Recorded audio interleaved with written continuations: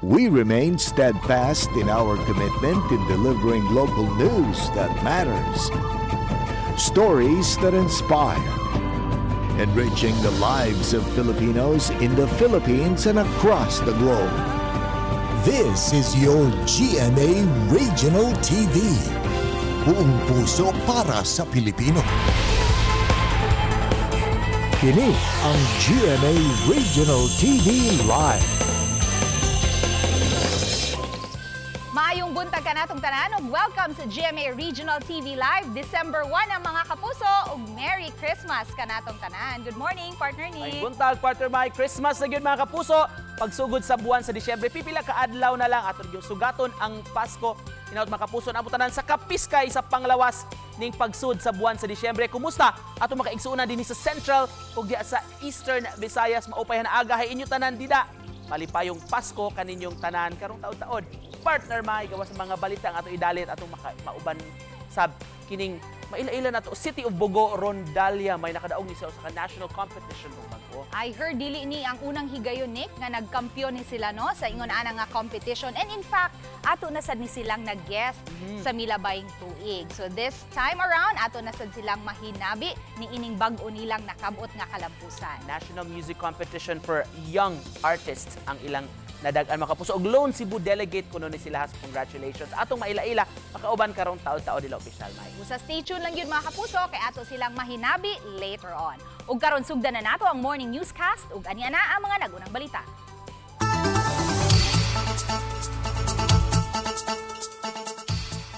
Giant Christmas tree sa Cebu City pasigao na karong gabii. Sayra nato kung unsa ang tema ingon man ang klase sa dekorasyon ngay paambit sa mga nagpaluyo niini. Ani ang live report ni Fem Marie Dumabok. Fem?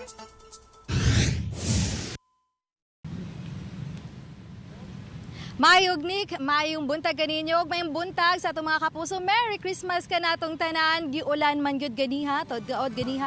Giulan ang unang buntag sa Disyembre sa pipila ka bahin dinhi sa Dakbayan sa Subo. Apan karon hinuon mga orasa mayog Nick, hinay-hinay nang nigawas ang haring adlaw ug dungan sa iyahang pagpabatyag sa kainit sa panahon. Mao sa bato ang mabatyagan gikan sa mga Subuanon ang init na ug excited na alang sa kapaskuhan ning tuiga. Gani karong gabi Giant Christmas tree dinhi sa Fuente Osmeña Circle ang pasigao na ang maong Christmas tree ang gitawag usab nga Tree of Hope. Kini Giant Christmas tree ang adunay gitaas-on nga 120 feet ang gihimo usod sa duha ka bulan. Ang magsilbi na usab nga landmark sa uptown area sa syudad sa Subo ning Kapaskuhan. Hinimo kini sa mga kahoy nga mabulokong ginisenyuhan gikan sa 10 feet star nga naa sa pinakababaw sa Christmas tree. Susamag candy o nagkalanlaing color o rainbow color ang mga accents nga mao'y nagsilbing dekorasyon sa Christmas tree. Sa pinakailalom niini ang box nga gidisenyo nga shop ni Santa Claus. Puno usab kini sa mga dulaan aron paghatag og dugang kasadya alang sa mga bata nga makakita niini. Dugang atraksyon usab kini ilabi na sa mga mahiligong magpa-picture o mag-post sa ilang mga social media page. Matod kang Brandon Cabarubias nga mao'y team leader sa nag-design sa Christmas tree. Sud na sa tulo ka tuig nga di typical nga Christmas tree kini kundi gitawag usab kini nga Tree of Hope. Kay naglaom sila nga sa matag tawo nga makakita niini bisan unsa may giagian nga hagit sa kinabuhi, di angay mawad-an og paglaom. Sa ubos usab niini gi-incorporate ang hulagway sa balaang Senior Santo Niño. Alang na usab sa pagsaulog sa kapistahan sa balaang bata karong Enero. Hinungdan nga ang maong Christmas tree ang hangtod sa katapusan sa January 2024.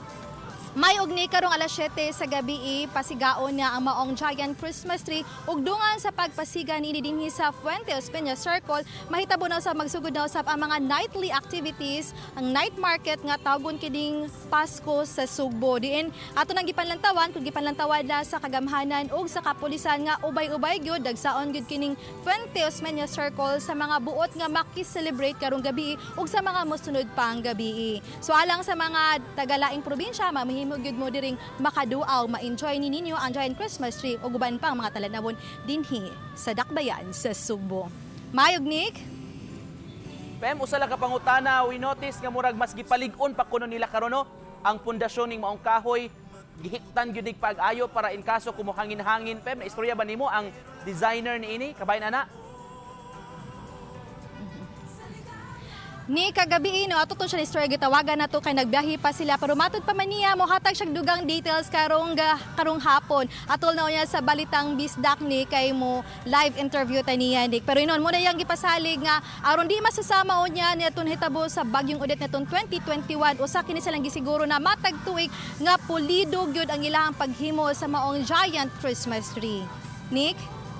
Salamat, Pem, og magkita-kit sa atong mga kaigsuonan, mga kapuso nga mo atang karong gabi sa pagbukas sa Pasko sa Subo. Salamat, Pem Marie Dumabok sa imong live report.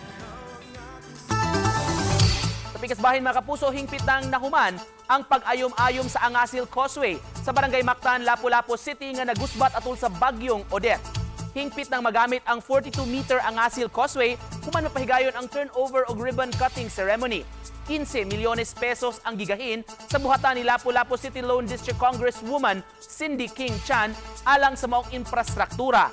Mayo ning tuiga gisugdan ang pag-ayom-ayom sa Angasil Causeway, hinungdan nga gibalhin ngadto sa Port of Punta Engaño ang tanan nga mga motorized bangka ug fast craft nga paingon sa Olango Island. Samtang gitrabaho pa kini ni adtong higayuna. Sa Angasil Causeway sagad manukad ug mudunggo ang mga motor bangka nga padung og gikan sa Olango Island. Nagpataod og mga CCTV ang barangay poblasyon sa Dakbayan sa Talisay. Kini human nga nakadawat og report ang kapitan sa barangay sa miaging Sabado nga adunay mga batanon nga gikan sa silingang barangay ang hapit magrambol at ubangan sa usa ka eskwelahan sa barangay poblasyon. Matod ni poblasyon barangay Captain Edward Alesna nga 16 una ka mga CCTV ang ilang imontar. Subay niini gitinguha usab sa barangay nga sa sunod semana magamit na ang CCTV camera dungan sa pagbukas sa multipurpose hall diin ang mga mamaligya o mga lechon, barbecue, prutas, utanon ug uban pa adto ipahiluna sugod sa alas 4 sa hapon hangtod na sa tungang gabii. Lungtad kini sa Enero 2. Respista ba ibalik sa to nila dire ang katong mga nightly activities nya may tabo sa nya maghimo sa kog night market dire sa daan nya nay oras agad. This coming Christmas season, according to the local government, na natay mga nightly activities. So good ba kan December 1, no? Most especially dito sa Poblacion Park. Dapat maging proactive ang PNP. Tapok pa lang is ato nabadlongon. Nakig-alayo na ang kapulisan sa Central Visayas sa ilang mga counterparts dito sa Mindanao nunod sa dakong posibilidad sa pakiglambigit sa grupo sa mga tulisan dito ug sa mga tulisan nga nagbase dinhi sa Subo. Nakita nila nga managsama ang pattern sa gihimong pagpanuli sa usa ka pawn shop ug jewelry store ning Dakbayan sa Subo ug dito sa Cagayan de Oro City. Samtang kumpiyansa ang PNP nga lig-on ang mga ebidensya nga gihuptan sa Cebu City Police Office batok sa mga dinakpang suspect sa pagpanulis, apil na ang gitumbok nga mastermind sa maong krimen. Gipaubos na sa inquest proceedings ang mga dinakpan lakip na si Jigger Heverola, Dan Carlo Flores ug Jordan Bacchiano. Silang Flores ug Bacchiano ang giyong miluwat og extrajudicial confession nga nagtumbok kang Heverola ngayong nagmando kanila sa pagpakuha sa getaway vehicle sa mga nanulis sa maong pawn shop. Cebu City Police Office obtained extrajudicial confessions. Also, naasay mga pieces of evidence nga nakuha. And some of the suspects actually during the operations na ay nakuha nila nga firearms and explosives. So aside from the robbery, nasad sila atubangon nga kaso.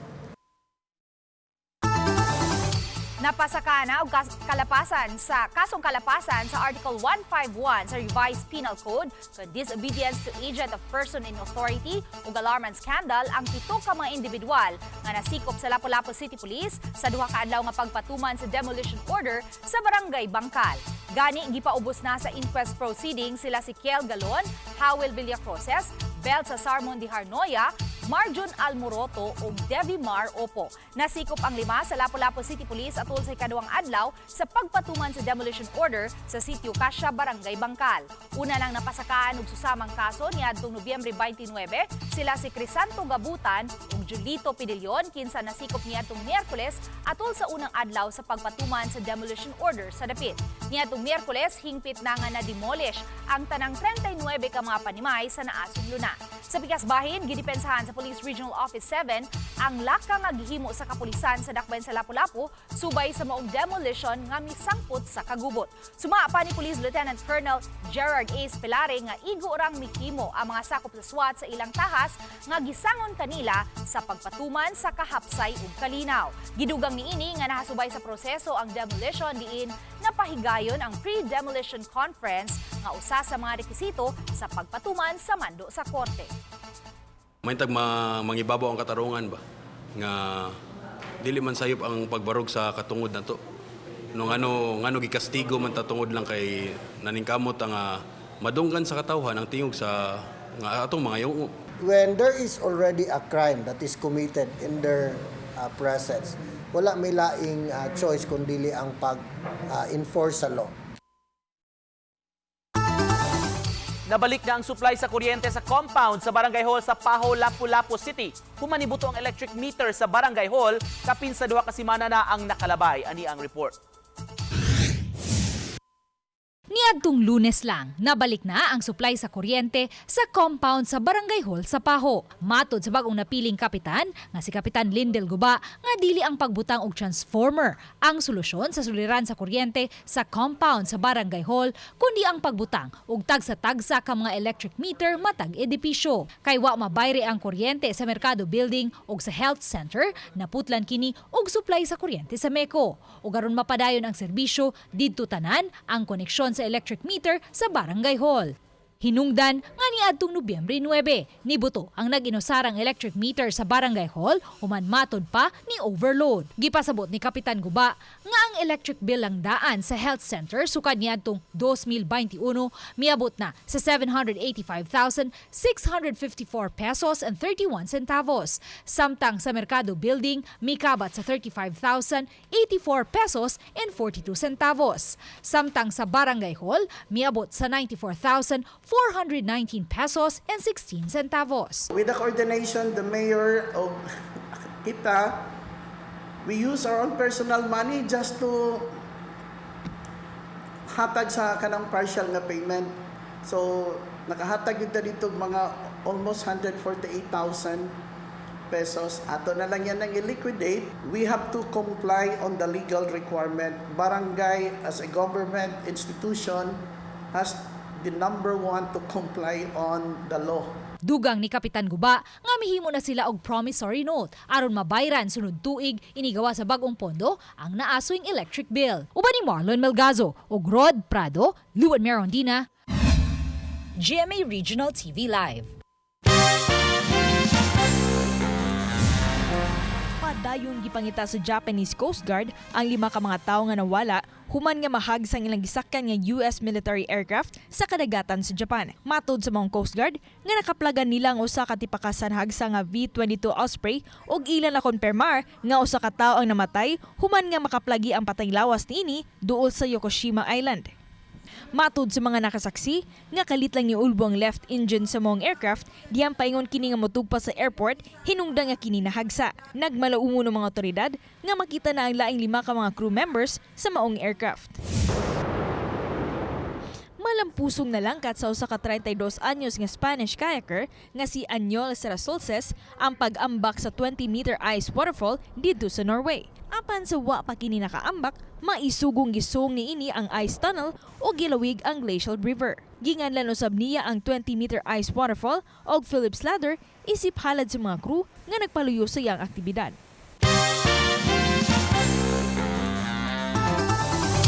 Aron mas mapaduol sa mga eskwelahan ug madungog ang mga concern sa mga teachers ug estudyante, gihimo ng off-site ang regular nga meeting sa local school board sa Mandaue City.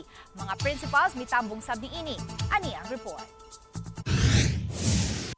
Inay sa City Hall sa mga eskwelahan na gipahigayon ang meeting sa Mandaue City Local School Board. Sa ilang schedule para ning buwana, sa Kanduman Elementary School sila nag-meeting. Mi preside si Mayor Jonas Cortez, uban ang mga miyembro, sama sa City Treasurer, Committee on Education Chair ug DepEd officials. Katuyuan sa paghimo nga off-site sa mga meetings, mapaduol ang syudad ug ang board mismo sa mga eskwelahan. Ang mga principal sa mga distrito mamahimong mutambong ug mupadangat sa ilang concerns. ato na ginanggi siguro nga adto na gyud mismo sa nagkalain-laing mga eskwelahan sa Dakbayan sa Mandawi para lagi makita nato ning mga issues and concerns kay at least ato mga stakeholders bitaw, ato mga teachers and then principals from the different districts mapadungog bitaw nila. Lakip sa mga concerns nga gipadangat ang panginahanglanon sa mga eskwelahan ug request gikan sa principal. Ang board mihan ay usab og mas simplified nga pamaagi sa pag-request gikan sa mga principals ngadto sa Dakbayan pinaagi sa pag-andam og form nga ilang suwatan. Ang maong pamaagi sa local school board gikonsidera sa syudad nga usa ka maayong practice nila. Uban ni Marlon Melgazo, Nico Sereno, GMA Regional TV Live.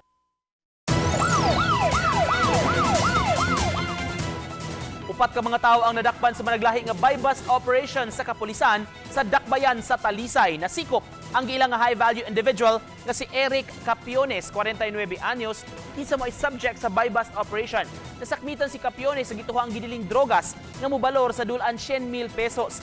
Lakip sab sa nadakpan ang gingong mamarukay nga naila sa pangan nga Ed Jem, 24 anyos. Samtang nadakpan usab sa may barangay Tangke ang laing duha nga nalambigit sa gidiling drogas. Giila sa ilang mga silingan nga sila si Rosel Toriado, 26 anyos ug Claire Lapaz, 23 anyos. Matud sa kapulisan, nasuta nilang ang subject nga si Toriado.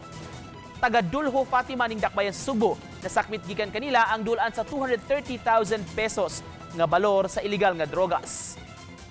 We have a constant coordination with sa Cebu City side, no? Kasi ang boundary natin is Cebu City, ma'am. So in our side sa intelligence is of course ato man na sila kinakantakan og mga investigation ba deeper. Mga kapuso, usa o baka duha ka mga bagyo ang posibleng maumol o baka musulod sa Philippine Area of Responsibility karong buwan sa Disyembre. Base sa datos sa Pag-asa, kung musulod ang bagyo sulod sa Philippine Area of Responsibility, posibleng landfall kini sa Central Luzon, Eastern Visayas o baka sa Caraga Region. Sa pagkaron, walay nabantayang bagyo sa sulod ug sa gawa sa Philippine Area of Responsibility.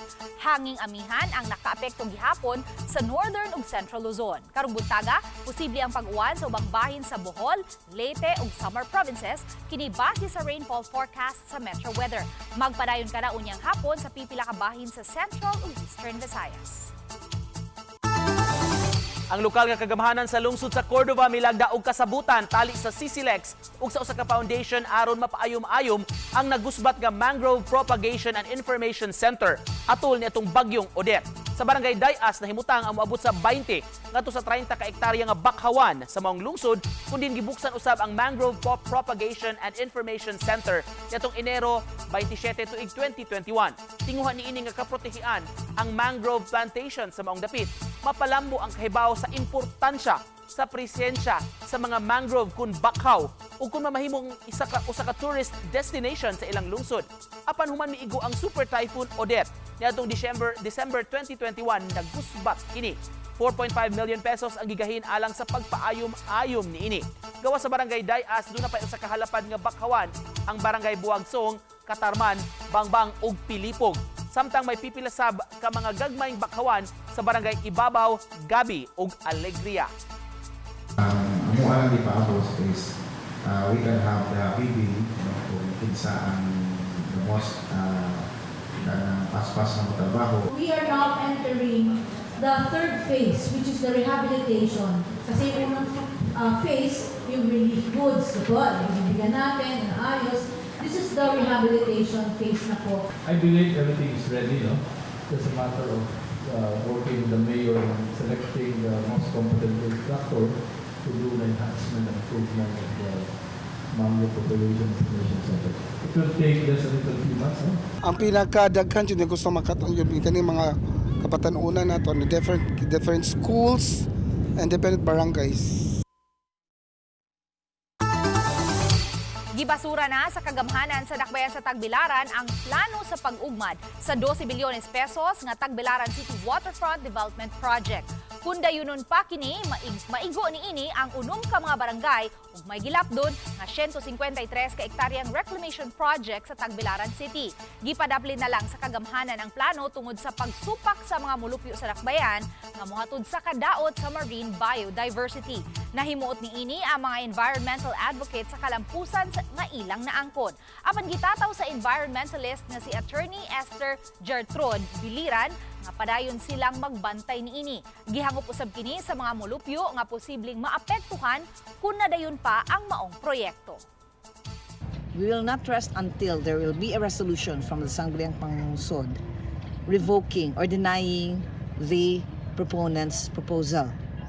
And number 2, there should also be a resolution revoking all the previous resolutions right from the start. Nalipay di kong dako kay usa ko ka tindiraan ning kainggit ya usap ko ka mananagat nga manguhak og dapaw og kilason. Mao jud akong gibati nga dako ko kay pasalamat sa Ginoo nga dili dayon nila ang reclamation. So there is no more reason to prolong the pain, ang pasakit nga bati ug nasinati sa atong mga tawhan nga naka-divide sa atong community. So we have officially announced that Tagbilaran City will not continue all activities pertaining to the Tagbilaran City Waterfront Development Project.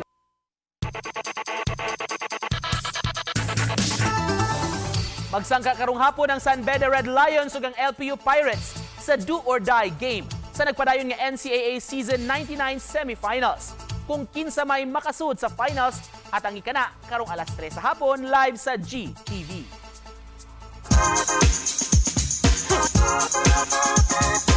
Enchanting memories. Andam na ba kamo? Alang sa unforgettable musical experience ug mga adlaw? Busa mga kapuso, brace yourselves. Alang sa Quindom Live the Concert, diin inyo makauban ang pipila ka mga kapuso artist dito sa Pasay City. Busa, ayaw kini ninyo si Piata ug makijam kauban kanila. Mahimo ninyo mapalit ang ticket sa www.gmanetwork.com/synergy ug sa www.ticketworld.com.ph. Gitugan ni Raver Cruz nga iya gyud pakasalan niyang inigugma nga si Julian San Jose. Gipasabot ni Raver nga she is the one ug di na siya gusto mangita pa og lain. Wa pa hinon gibutyag niini kung kanusa siya mag-propose sa multi-talented artist. Apan, ato ka naatangan kung kanusa.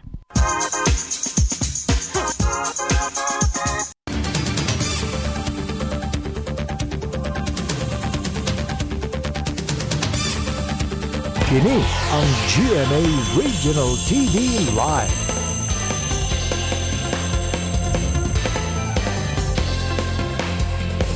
Kini ang GMA Regional TV Live. Welcome back mga kapuso, atong ipasigarbo kadaugan sa Bugo City, Rondalia.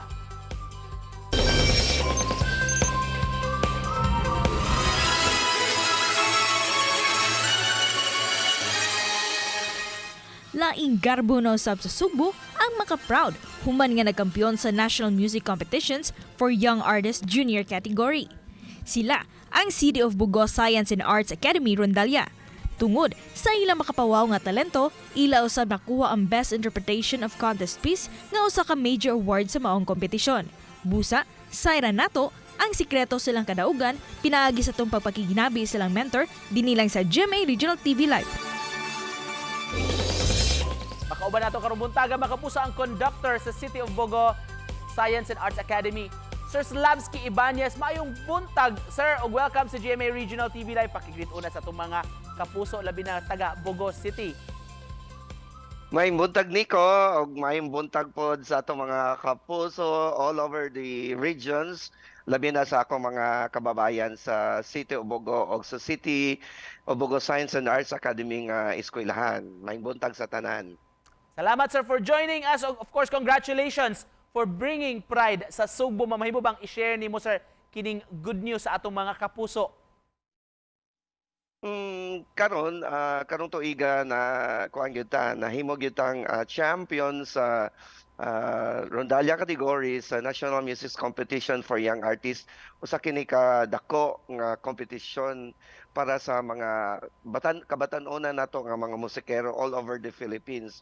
Nya nagtapok ngadto ang mga maayo gyud kaayo nga mga estudyante sa tibuok mga eskwelahan nga ni qualify nato sa national final sa NAMSIA nga mo'y gitawag nato og NAMSIA.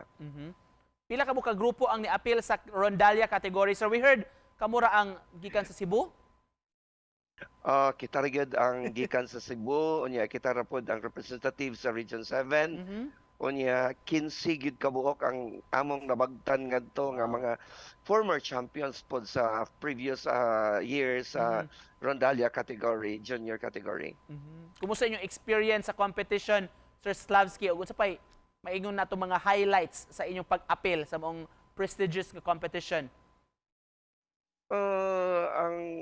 Ang experience sa mga bata dili kabahiran, no, kay once in a lifetime man na sila, kay kadaghanan kausar sila maka-appeal, ikaw man mag-college nyo or mag-senior high school, mobali na pag laing eskwelahan. So ang katong nakasalmot sa among grupo murag dili gyud na nila makalimtan. Unya ang usa sa mga highlights po nato nga matawag nato nga dili pod kalimtan is nabutang na gyud in town sa mapa ang City of Bogo Science and Arts Academy Rondalia sa talaan sa mga national officials nato sa National Music Competitions for Young Artists.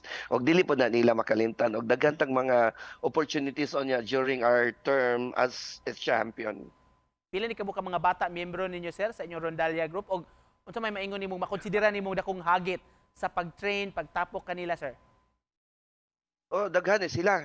Gi-categorize namo na may beginners, na mga igo pa, yung mga junior, mga players, og napon sila yung mga gitagawag na kog the best among the cream among the group. So ubay-ubay sila kay ang sobra sa 50 sila kabuok kay napay elementary nga chikiting namo gitrain na namo aron ready na sila in their time for the competition. So dakog hagit sa amo katong hitabo gyud sa pandemic. Kay more or less wala gyud may skills na develop kay online raman unya lisod man kay ang online labi na sa music nga magdungan ka sa group dili gid mi magkadimaon sumuto nga pagbalik doble kayod kumbate gyud ko tos mahimo para lang gyud makabot atong mga pangandoy. Wow, of course nadaog ta karong bag-o nindot kayo sa NAMSIA. Just to close this, Sir Slavsky, message nimo of hope sa atong mga kapuso labi na rong unang adlaw sa Disyembre. Well, ang grasya sa Ginoo nga gihatag sa kabatan-ona nato diri sa City of Bogo. Salamat jud kayo sa labang makagagahom unya dili lang jud ta mo-surrender og usay mga pagsulay kay at the end bahalag hinahinay og sa kanunay makabot gyud nato ang atong tanang pangandoy sa kinabuhi. Thank you so much for joining us this morning. Og Merry Christmas kanimo, Sir Slavsky Ibanez, mga kapuso, conductor sa City of Bogo Rondalia. Bubalik pa mi, tutok lang. Kini ang GMA Regional TV Live.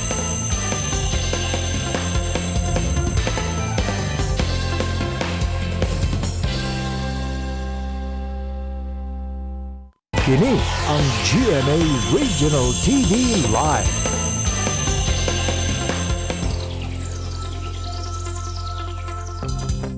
Ug mga kapuso, aduna na usab kami ikadalit kaninyo gikan ni Adele, English singer-songwriter. I don't make music for eyes, I make music for ears. Samtang makita ninyo kining maong episode sa official website sa GMA Regional TV, www.gmaregionaltv.com. Pwede usab ninyo mabisita ang among official YouTube channel, ang GMA Regional TV, ug i-click ang subscribe button alang sa labing init nga mga balita gikan sa mga rehiyon. Ako inyong kapuso, Luan Merondino. Ugbot namong pasalamatan atong tanan nga mga kapuso sa lain-laing bahin sa Pilipinas. Lakip na ang atong mga kapuso abroad tungod kay sa GMA Regional TV. Local news matters. Kami, ang GMA Regional TV Live, kinatibukan nga puwersa alang sa mas dakong misyon o sa mas halapad nga pag-alagad sa atong nasod. Ako si Nico Sereno. 24 days to go. Pasko na. Happy weekend mga kapuso.